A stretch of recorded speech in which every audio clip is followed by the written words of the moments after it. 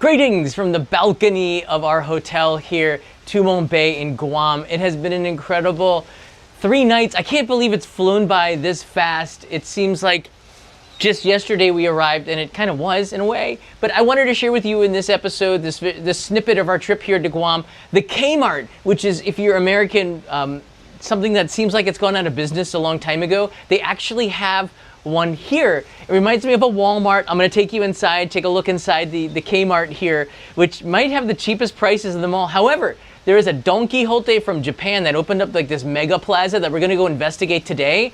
We're going to see which prices are probably better, but the cost of living, as I discussed in the last live stream, a little bit higher. Well, it's higher here on Guam than perhaps Hawaii for some things, and maybe cheaper for other things. We'll talk about that if that's something that we want to do in the questions that we get from the live stream. I'm also going to take you to the Wednesday night market in this episode. We have some clips that I went there in hopes of meeting a lot of you, but it was a very informal meetup. I'd say about 25 people came up to say hi to us, which is great. Got a chance to got a lot of gifts from you guys. Thank you so much. You could really feel the island spirit. You know, I think every island in the Pacific, not just Guam, has a soul to it. Perhaps it's from watching that TV series Lost, but it's kind of true, and you have to respect that soul. But it reflects on the people that were born here and live here, and so warm. And I'm looking forward today, get a chance to meet with the governor of Guam. She's a very nice lady, I've heard, so I'm really excited about that. And shout out to Hank for making all of this possible, to meet with people on the island. I'm really grateful for that. All right, so let's take a look at this. We're going to start here with the night market from yesterday. You know why? Because of food. I'll see if I can turn the volume up a little bit.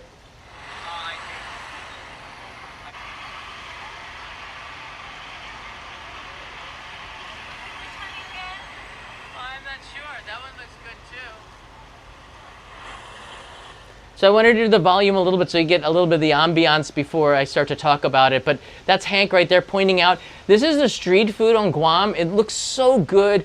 It's actually really cheap compared to the hotels. If you're a tourist here, it's gonna pay if you eat at the hotels or touristy places.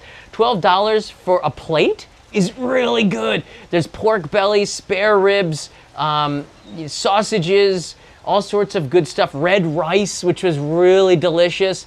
I think these fried banana fritters on sticks were so good. I don't know what they're called, but this gives you a vibe here. Very, very local. And I think tourists that are visiting, if you're looking to learn more about Guam's culture, especially with food, you can feel it, you can eat it and taste it here at a really reasonable price. They had like these go-karts going on in the middle, and this tower here was a climbing tower. You could climb it, and every time somebody reached to the top, a bell went off, which kind of startled us. But you saw the smoke in the background. That is the barbecues going. Check this out. It is some ribs and sausages and corn and some noodles and this chicken. I don't know what it's called, but it was so good. This like chicken flakes or chicken dish. They gave us a big scoop of it. So the one that I got, I'm going to show you in about 30 seconds from now. But you can see there he is at the barbecue pit in the back there, continuously bringing it up. EK is sold with that rock wall. I don't know if it's always here, but it's so much fun. That's me right there. I got lost, or Kanai got lost. And I was trying to do an Instagram story last night to try to find her. I think that story is still up on Instagram. It worked too, because some of the viewers that were with us were able to say, okay, John's over here, and get in touch. There's the rock wall. I'm not sure she's gonna make it, but I'd say half the people who tried to climb it seemed to get to the top. It looks like a lot of fun. All right, this is Chris' barbecue. The line was really long for it. You could see Fiesta. I think I got the Fiesta plate, the $18 one, because Leo, me and Kanai were all of us eating it from the same plate. Oh my God, those ribs. I think there's some grilled squid in there as well, but those ribs are so good. Oh my gosh. Oh, look, I'm looking at it drooling. You can't see me on the other side of the screen. There's some noodles there. Leo really liked that. And there's that chicken that I was telling you about. Don't pass this up. This was so good. I believe that was chicken. I'm sure there's influence from the Philippines, influence from Hawaii, and then there's influence from just Guam, you know. people coming up with a local cuisine because there's a local culture here on the island. I'm impressed. I'm impressed. There's Hank as well. And there's those bananas. Oh my God, you got to get one of those as well. These are so good. Any food on a stick usually is I'm sold right there. There's some shrimp on a stick, squid on a stick, and there's some barbecue chicken there. It was just all really good stuff. And you could smell it in the air. We don't have a barbecue culture so much in Japan. They kind of barbecue it on a flat top. So yakitori is one thing, but this is another. It's just a wonderful plate. This is $18 and it filled 2.5 of us up. It really did. The 2 spare ribs for me and Kanai. Leo got a couple bites of that. The sausage. Kanai, we found for Leo, thank goodness, a coconut. And I think that I put it on Instagram and she goes, Japanese, what is it, coconut samurai, he said to her. And they cut it open and Leo got coconut sashimi, which is a fancy term to say coconut meat. But it was a lot of fun, and Leo got to live out his dream of eating a coconut from the coconut in an island with coconuts. Oh, and we saw the coconut crab. If you've never seen these are all over the islands. They're built like tanks. They're kind of scary, like alien form. And there's a guy there, I guess it's his pet? But Leo was quite impressed, and he got a chance to touch it, which he probably dreamed about. There he is going with Sienna. We had a lot of aunties and uncles here. Sienna's been watching the show. She told me since she was like in junior high school. Now she's going off to medical school. This is crazy. Am I that old? There's Leo touching the coconut crab. I think that's what he was dreaming about or nightmaring about last night. And there's Hank and us. Thank you so much to Hank as well. And Leo Mara was here. And there's not all the people that came out to say hello, but here's some of the people from Guam that came out to say hello to us. And it was a huge success. I love night markets. You know, I love market food. In Japan, we have some, but the culture, I think it might be very similar to what the Philippines might be like, but there's just this really wonderful closeness to people here on the island that's kind of missing with Japan. People are a little bit shy. Let people don't approach other strangers, for example, but here people are so much more friendly and you get a feeling of that, and that's why I love coming to island. It's an island culture, you know. I guess there's like a real natural happiness to it. I want to now take you to the other side, which is life in Guam, and I think for many people here, you can't pass up the Kmart. And you can see it over there on the right side. It says Kmart right there in the center. It's like there's not a lot of them left, if at all. But it's an institution here. There's a little Caesars in the background. I thought that was pretty cool. We did not eat there, but it looks very much like the Kmart of my childhood, which looks sort of like Walmart. I'd never seen Asahi's Pacific Blue. That was new. I think it's just basically Asahi. I don't know, but I'm not going to find out. Leo was obsessed with the potato chip tunnel. Although he didn't understand that they were potato chips left and right, I think he just liked the tunnel. But Kmart was awesome, man. I have to say, I wish they had more Kmarts. It's just a real fun place. I think to us, if you're not living in the United States, it feels like a museum of food and stuff. I'm impressed. It's like I could have walked around here for like hours looking at stuff. Of course, you can't buy it because you have to bring everything back. We bought some stuff like Matchbox cars and some snacks and things like that we can't get in Japan. But it was really fun. There's the Matchbox cars. These were $2, which is about the same as a Tomy car. That's not going to fit in the suitcase, Leo. But I like his spirit. Only Kmart's left in Florida are just gas station convenience stores and not full ones like this. I know. Wiffle balls! That's exactly what they look like in the 1980s. I was shocked. $13.50 to that. I think we paid $1.99 back in the 1980s, but that was the 1980s. Look at the sword he found. He's playing out his pirate dreams here. And the cereals, don't get me started. I hear they're taking out the artificial coloring and stuff, but I'm not sure they've done it quite yet. Anyways, by the way, Katayama, I do not need any more Pop-Tarts, please. Like ever, I'm okay. We were impressed with the Spam aisle. Of course. This is something in similar, a lot of the places around the Pacific, Okinawa, Hawaii, maybe even the Philippines there, but maple flavored Spam, had not seen that before. And we had a good trip to Kmart. I have to say, I asked for a bag and they gave me one to put the stuff in. Gotta love it. This is part of our Guam experience, Kmart. Oh, and this is switched into the DFS, which is kind of the duty-free shops. Completely empty. And I think this is an indication of how tourism is going here in Guam. This is typically would be full, mainly of tourists from China, but there's just not a lot of people here. And we felt bad. We didn't buy anything because it's not really made for us, I think. I don't know. But there's a lot of good stuff in here. I love the dolls. I love some of the stuff in here, but we didn't get anything at the, we'll probably go and get it at the Don Quixote today, because I don't know why. But the center of Guam, where there's some shopping malls, felt really empty. And I think after everything hit in 2020, it never really recovered. So I don't know. Today I'm going to talk with the governor and see if we can do some stuff together. I'd love to help in any way. I think Americans might find it very interesting to come to Guam, not just because of the history, but to see, like, you got US dollar, you go straight to, you're not a foreigner here. You kind of just go right through customs and immigrations. It's really, it feels like going back to the USA in a weird way. So it's a nice contrast to Japan. Just look at the view. And then you got this. And yeah, you could go to Okinawa, but this is just 3.5 hours away, and it just feels like another country. For kids, I gotta say this Crown Plaza Resort is really nice. My complaints are the coffee is not hot, it's fresh and not, so we never got really hot coffee here. It's like warm, not great. But other than that, it was really good. The pools are fun. This is the adult one. You just saw the kids one. And you can see Leo and Kanai playing down there. There you go. There's a 21 times zoom on the iPhone.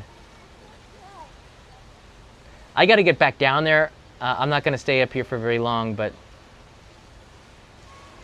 my goal is to introduce you to a little bit of the culture on the island here, and just say we had a time in Guam that was too short.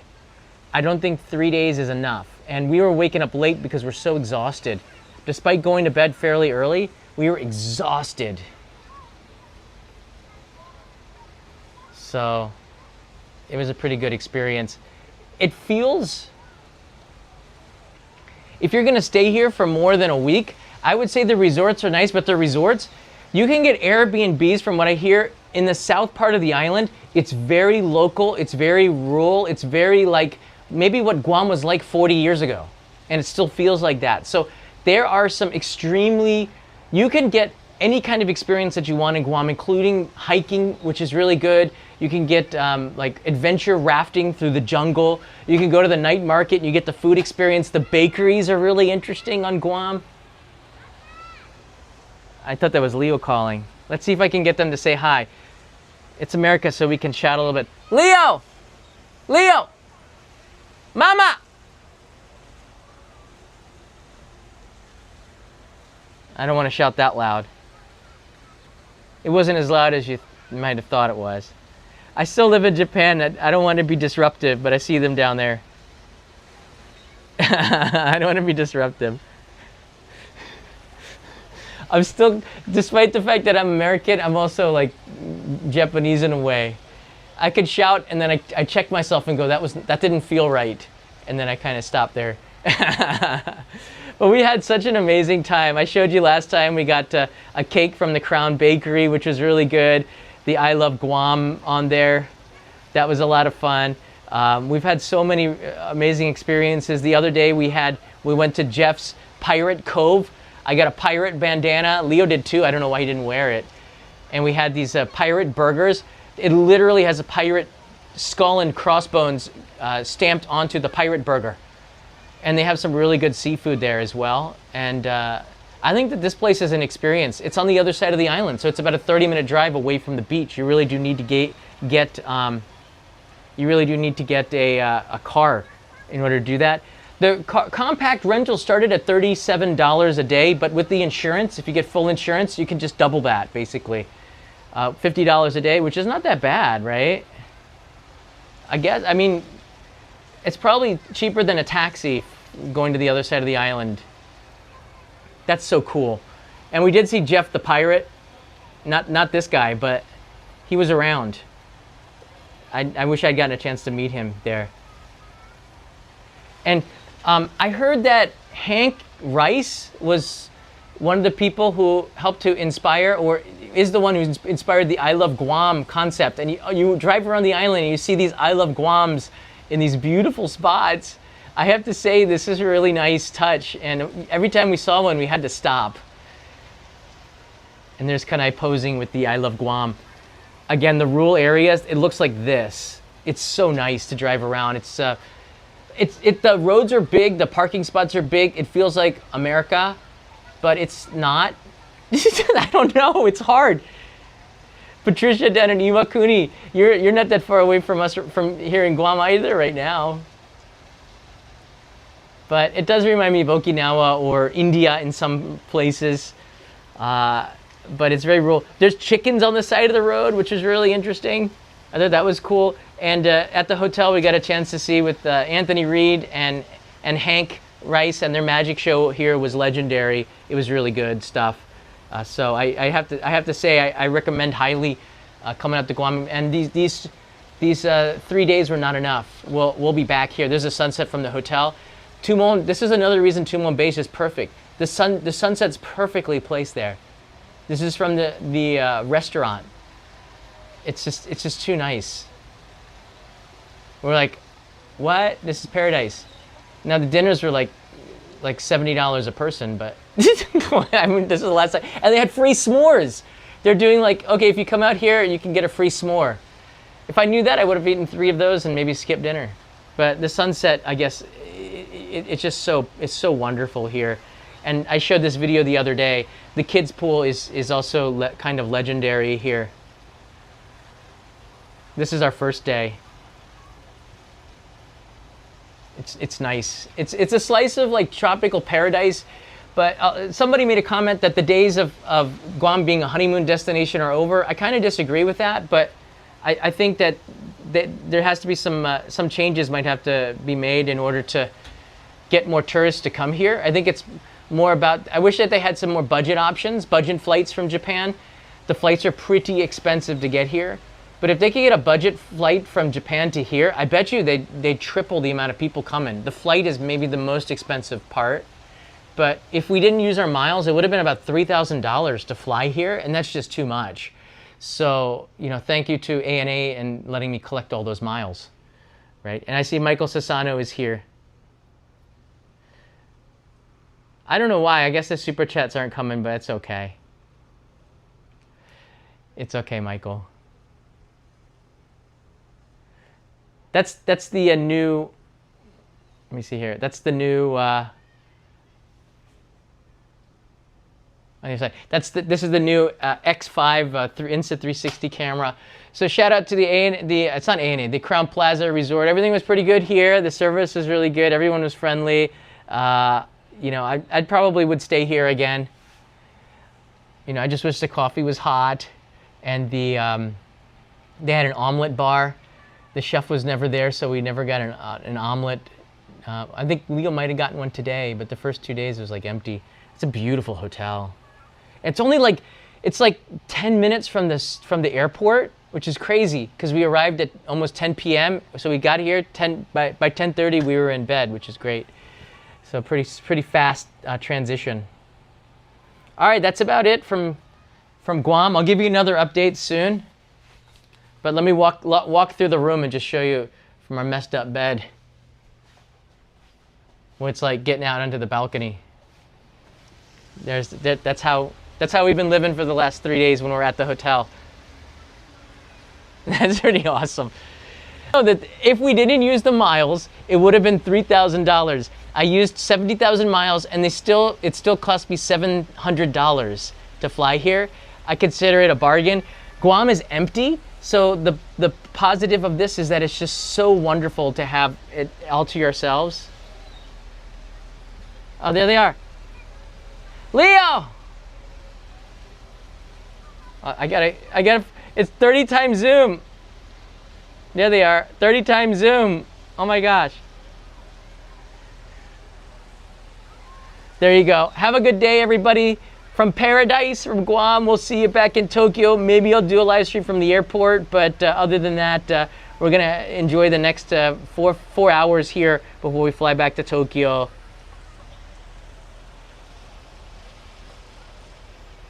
Mata ne.